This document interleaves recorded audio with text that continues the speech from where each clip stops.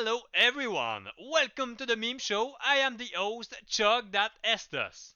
And I am not starting today's video until you subscribe. Go ahead, I have all day. Jokes aside, after shutting down Nuke Bro on Reddit because he mentioned playing a lightning barb, what the fuck, I went back on my words and decided to give it a try. While the build can pack a punch, the damage isn't quite what I would like, even for a meme video. So joke's on you. So I will be making 3 videos in one. No, never mind that, let's make it 4. So I will cover lightning, fire, poison and cold. Since the stat and skills will be the same for all setups, strength enough for gear, dex for around 10k attack rating and everything else into vitality. The skills are 20 General Mastery, 20 Whirlwind, 20 Battle Command, 20 Battle Order and the rest into Shout or Iron Skin. The worst part of these builds is that you will need an infinity on your Merc. With Lightning, you can melt all non-lightning immunes from LOD content with ease. Once in map however, against monsters with high lightning immunities or resistances, you kinda fall short. There are some maps you can still clear, but I learned that Senpai doesn't really like lightning, and every single map has at least one lightning immune. And for this reason alone, the alternatives are much better. Also fuck you Senpai, give lightning some love. I'm sorry Senpai, don't turn my magic find off for next season. Regardless, the build can clear cows with ease. If you want to enjoy a lightning barb, you can see my gear on screen. Please pause if you need to see. Also the charms could be half elemental percent damage and half lightning damage charms. Sadly there are none in the pluggy pack, so I use only percent elemental damage.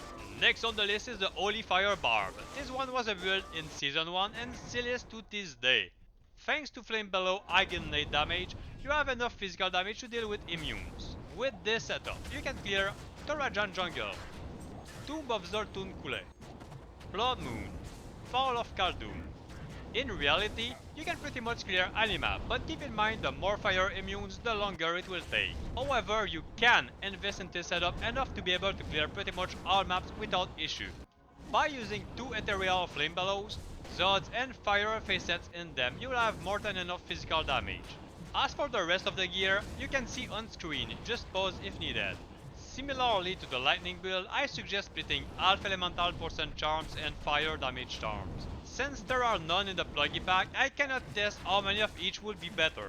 And now to the holy grail of elemental barbs. We have a cold elemental barb. I found him in a bush, so he's going to be named Barbzard. This setup is strong enough to deal with all maps.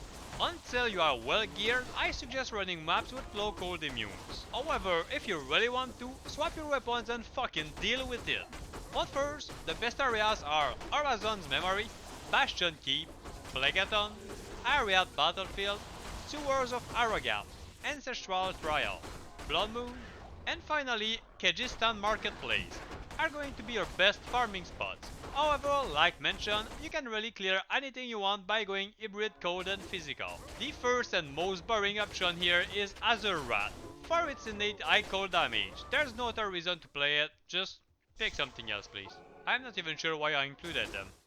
Option 2 is Frostwind. With high physical damage into ethereal weapons, you have a great mix of physical and cold damage. With cold resist, you also get a nice cold damage bonus. However, they require Zods if you want to use them ethereal. And since there are better options, I suggest going non-ethereal ones until you can get a better weapon of choice. Option 3, Voice of Reason.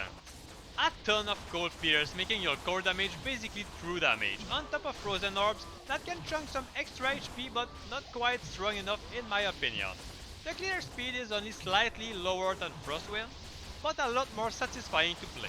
Sadly, the low damage of the weapons make them very hard to life leech and mana leech on them, so it makes it a bit of a pain in the ass to be honest. It's a very budget option if you really need to.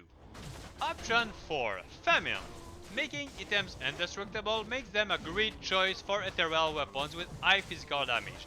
This is your best hybrid option if you want to split cold and physical types.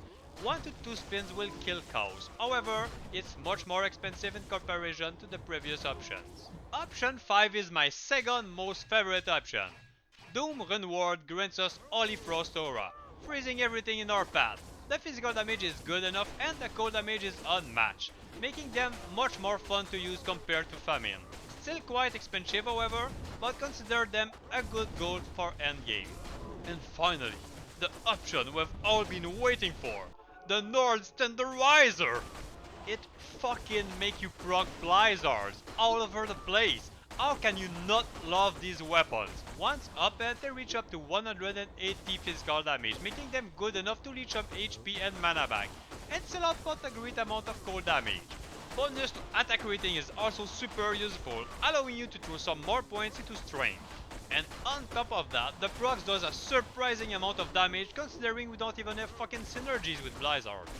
And the final form, Ethereal Nords Tenderizer, reaching up to 270 physical damage, but 1,003 facets in there. Enjoy the ultimate Barbzard! One Blizzard can chunk one full letter of Cause HP, but remember, those actually stack, and you often cast 4 to 6 of them over a single pack.